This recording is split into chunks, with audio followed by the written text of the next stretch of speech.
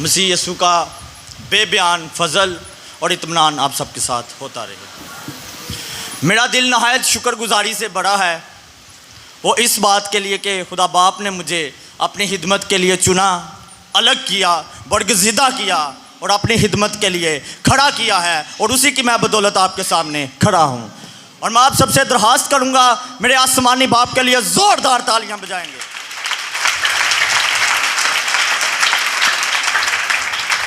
और उसके बाद मैं नहायत ही शुक्रगुजार हूँ अपने उस्ताद मोहतरम रेवरेंड पास्टर रशीद यूनुस का, जिन्होंने मुझे तराशा। मैं वो पत्थर था जिसकी कोई कीमत ना थी, लेकिन जब मैं उस्तादों के हाथ लगा तो नाचीज़ पत्थर कीमती पत्थर बन गया। पास्टर साहब के लिए भी ज़ोरदार तालियां बजाएंगे, जिन्होंने मुझे हर तरह से सपोर्ट किया है, इल्मी तौर पर भी सपोर्ट किया है, हर तरह से मुझे सपोर्ट किया है ताकि मैं खुदा के कलाम की मुनादी कर सकूं। सो मेरे साथ वक्त को ज़ाया किए बगैर निकालेंगे लूका की मार्फत लिखी गई अंजील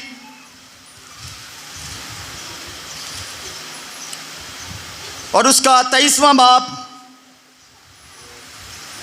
और उसकी 46वीं आयत से हम पढ़ेंगे। फिर यीशु ने बड़ी आवाज से पुकार कर कहा, ऐ बाप, मैं अपनी रूह तेरे हाथों में सौंपता हूँ। और यह कहकर दम दे दिया। सो कलाम हक के पढ़े, सुने, समझे और कबूल किया जाने पर खुदावंद की खास बरकत हो। सो यीशु मसीह सलीब पर हैं, बदन पर कोड़ों की मार है और सर पर कांटों का ताज है और हाथ पांव कीलों से छेदे गए हुए हैं, लेकिन आवाज कैसी है? बड़ी आवाज से कहा, ऐ बाप। आवाज कैसी है? बड़ी आवाज से पुकार रहा है। किसको पुकार रहा है? बाप को पुकार रहा है और कह रहा है, बाप, मैं अपनी रूह तेरे हाथों में सौंपता हूं। सो यीशु मसीह ने बड़ी आवाज से क्यों पुकारा? ऐ बाप क्यों कहा? बड़ी आवाज से ही क्यों कहकर पुकार रहा है, बाप, मैं अपनी रूह तेरे हाथों में सौंपता हूं? इसके पीछे बहुत बड़ी एक वजह है, एक रीजन है जिससे यीशु मसीह कह रहे हैं बड़ी आवाज से बाप। और उसकी वजह क्या है? कि जमीनी भी सुन लें और आसमानी भी सुन लें और जमीन के नीचे रहने वाले भी सुन लें कि मैं ही हूँ खुदा ताला का इकलौता और हकीकी बेटा हूँ। यीशु के लिए जोरदार तालियां बजाएंगे। उसने बड़ी आवाज से पुकार कर ऐलान कर दिया कि मैं हूँ जो खुदा का कदूस हूँ, जो खुदा का इकलौता हूँ और जो खुदा का फर्जंद हूँ। उसने बड़ी आवाज से पुकार कर कहा है।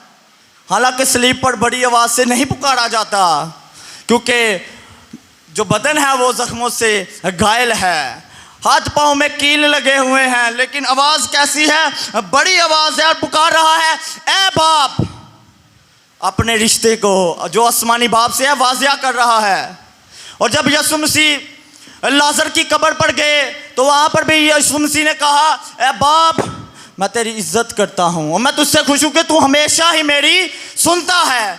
और लूका 3 बाब के 21वें आयत में लिखा है, जब यीशु मसीह बपतिस्मा यूहन्ना बपतिस्मा देने वाले से ले रहे थे, रूहुल कुद्स नाज़िल हुआ और आसमान से आवाज़ आई, ये मेरा प्यारा बेटा है जिससे मैं खुश हूँ। बाप भी यीशु को बेटा कह रहा है और यीशु भी आसमानी बाप को बाप कह रहा है, ताकि सब जान लें। जो सदर अदालत में यीशु मसीह से पूछ रहे थे, क्या तू खुदा ताला का बेटा है, क्या तू मसीह है? तो यीशु ने कहा, तुम कहते हो तो मैं हूँ। और यहाँ पर सलीब पर बड़ी आवाज से पुकारा है। जितने भी सलीब के आगे हैं उनको ये बता दिया है कि मैं ही खुदा का कदूस, खुदा का इकलौता और हकीकी बेटा हूँ, जो उसमें से निकला इस दुनिया में आया हूँ। और बहुत सारे लोग आगे जो बात मैं बहुत ही खास बातें करने जा रहा हूँ, लिखा है, बाप, मैं अपनी रूह तेरे हाथों में सौंपता हूँ। और ये कहकर दम दे दिया। बहुत सारे लोगों ने गलत तालीम और गलत सोच देना शुरू की। किसके बारे में? यहाँ पर रूह के बारे में, कि जो यीशु मसीह यहाँ पर रूह सौंप रहे हैं वो एक इंसानी रूह किसको सौंप रहे हैं? अपने आसमानी बाप को। लेकिन बाइबल मुकद्दस इस तरह की कोई वाज़िया तालीम नहीं देती कि यीशु मसीह में क्या थी? इंसानी रूह थी। तो फिर कौन सी रूह सौंप रहा है? अपने बाप को। आए हम जानेंगे इब्रानियों नामा बाप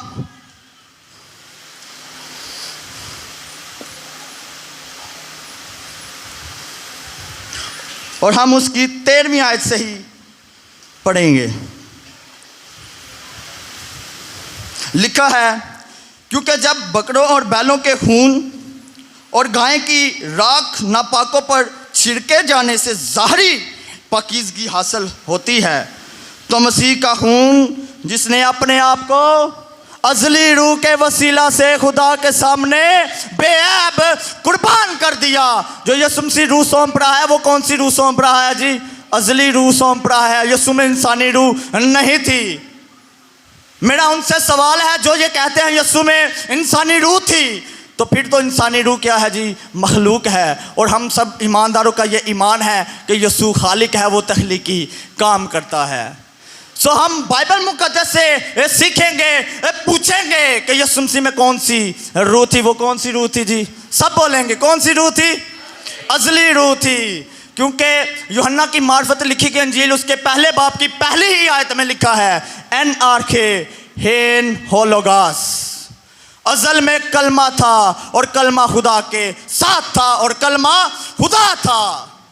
यहाँ पर वाज़ेह तौर पर लिखा है यूहन्ना की अंजील उसके पहले बाब की पहली ही आयत में कि यीशु मसीह अज़ली है, वो अज़ल से है, लेकिन उसका ज़हूर आखिर ज़माना में हमारी खातर हुआ है।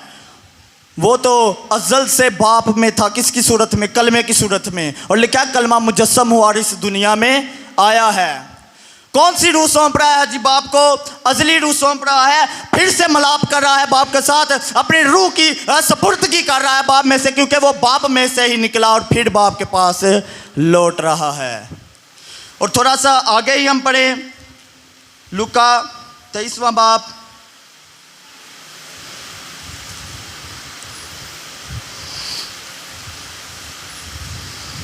मैं अपनी रूह तेरे हाथों में सौंपता हूँ, और ये कहकर दम दे दिया। रूह सौंप रहा है कौन जी?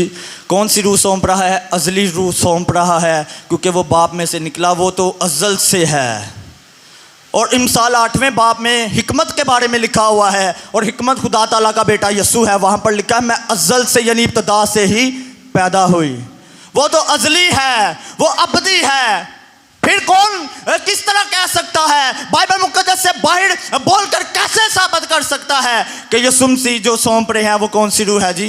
इंसानी रूह। लेकिन बाइबल मुक़द्दस के ये बिल्कुल खिलाफ है, क्योंकि जो यहाँ पर यीशु मसीह रूह सौंप रहे हैं अपने बाप को, क्योंकि वो बाप में से ही निकल गया और उसी को दोबारा उसके पास लौट रहा है, उसके पास जा रहा है। किसके लिए? जान देकर के हम सब का कफ़ारा दे सके, मुकम्मल कफ़ारा, कामिल कफ़ारा।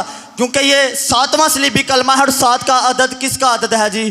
कामलियत का अदद है। इसका ये निशान है कि जो हमारा कफ़ारा यीशु मसीह ने दिया है वो कामिल कफ़ारा दिया है, वक्ती तौर पर नहीं दिया, हमारी अबदी खलासी कराई है और हमें गुनाह की गुलामी से छुड़ाया। आगे लिखा है और ये कहकर दम दे दिया, ये कहकर दम दे दिया, यीशु सलीब पर मर गया। और यीशु मसीह ने अपनी मौत का ऐलान पहले से ही किया था। जब वो पाम संडे को यरूशलेम में शाहाना उनका इस्तकबाल हो रहा था, तो यीशु मसीह ने अपने शागिर्दों से कहा हम यरूशलेम जा रहे हैं, इब्ने आदम गैरों के हवाले किया जाएगा। वो उसे ठट्ठों में उड़ाएंगे, उसे कोड़े मारेंगे, उसे मसलूब करेंगे और इब्ने आदम मर जाएगा, लेकिन वो फिर तीसरे दिन जी उठेगा। ये कहकर क्या जी? दम दे दिया, यीशु मर गया है।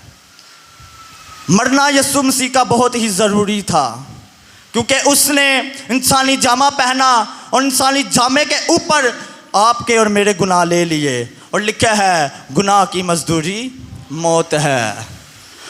और जब गुनाह का खात्मा करना है तो ना तो शरीयत गुनाह को ख़त्म कर सकती है, ना आपके रोज़े और रियासत शरीयत ना गुनाह को ख़त्म कर सकती थी, ना आपकी दुआएं, ना आपके रोज़े।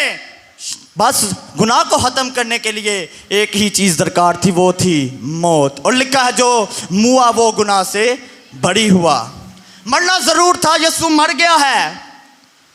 और यसुम मसीह ने 12 शागिर्दों को बताया कि हम इब्ने आदम मर जाएगा और वो फिर तीसरे दिन जी उठेगा।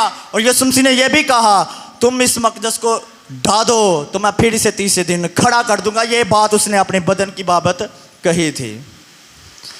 लेकिन आपके लिए खुशखबरी ये है कि मसीह यसू मर के पड़ा नहीं रहा, बल्कि वो तीसरे दिन मुर्दों में से जी उठा है। कैसे जी उठा है? मरा तो वो गुनाह के साथ है, लेकिन तीसरे दिन बगैर गुनाह के कब्र में से उठ खड़ा हुआ और उसने साबित कर दिया क़यामत और जिंदगी मैं हूँ, इब्तिदा इंतहा मैं हूँ, अव्वल और आखिर मैं हूँ। मैं अपनी जान खुद देता हूँ ताकि फिर उसे ले लूँ, क्योंकि मुझे अपनी जान देने और उसे फिर लेने का भी इख्तियार है। और उसने उठकर साबित किया।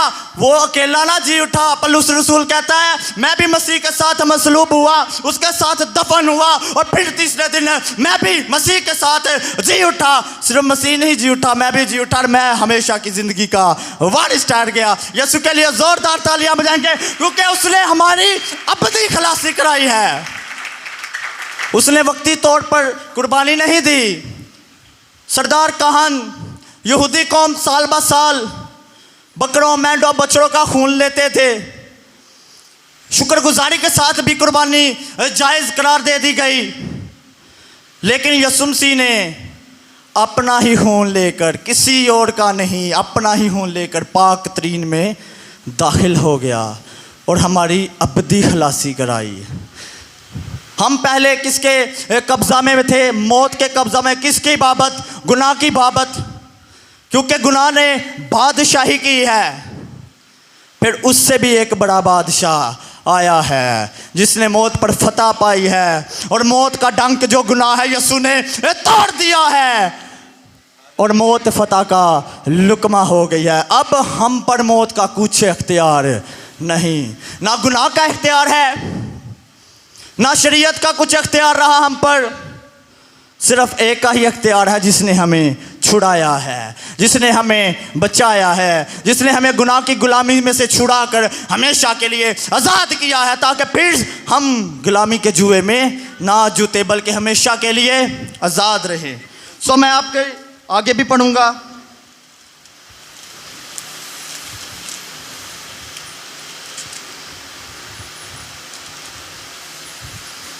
फिर यीशु ने बड़ी आवाज़ से पुकार कर कहा, ऐ बाप, मैं अपनी रूह तेरे हाथों में सौंपता हूँ। और ये कहकर दम दे दिया। मैं आपको बताता हूँ, ये जो कलमा है ये मिलाप का कलमा है, सपुर्दगी का कलमा है। किसके साथ मिलाप का कलमा है? खुदा के साथ। और ये सिर्फ मसीह का ही मिलाप नहीं है, हमारा भी यीशु मसीह के वसीला से आसमानी बाप के साथ फिर मिलाप हो गया। जो रिश्ता बागे अदन में गुनाह के सबब से टूट चुका था, वो सलीब पर फिर से यीशु मसीह ने बहाल कर दिया, ताकि हम फिर से खुदा की कुर्बत में आएँ, खुदा की रफ़ाकत में आएँ, खुदा के साथ साथ चलें, उसके हुक्मों को मानने वाले बने और अपने बदनों से उसका जलाल जाहिर करने वाले बने।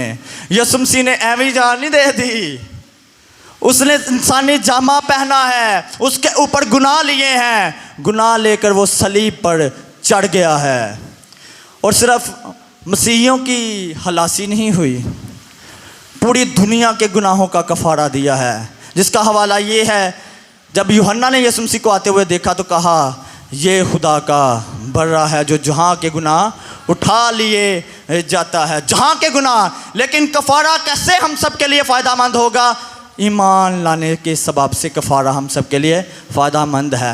वैसे तो गुनाह की जो खलासी है वो पूरी दुनिया की हुई है, लेकिन पूरी दुनिया तो ईमान नहीं रखती यीशु मसीह के कफ़ारा पर। लेकिन जो कोई उस पर ईमान लाता है वो गुनाह की गुलामी से छूट जाता है, हमेशा की ज़िंदगी का वारिस ठहरता है और आसमान की बादशाही में दाखिल हो जाता है। जिस तरह उसका बादशाह अज़ली और अबदी है, वो भी अबदी बादशाही में दाखिल होकर अब तक बादशाही करेगा और उसकी बादशाही का हर कभी ना होगा। सो खुदा इस कलाम के वसीला से आपको और मुझे बड़ी बरकत दे। यीशु के लिए ज़ोरदार तालियां बजाएंगे।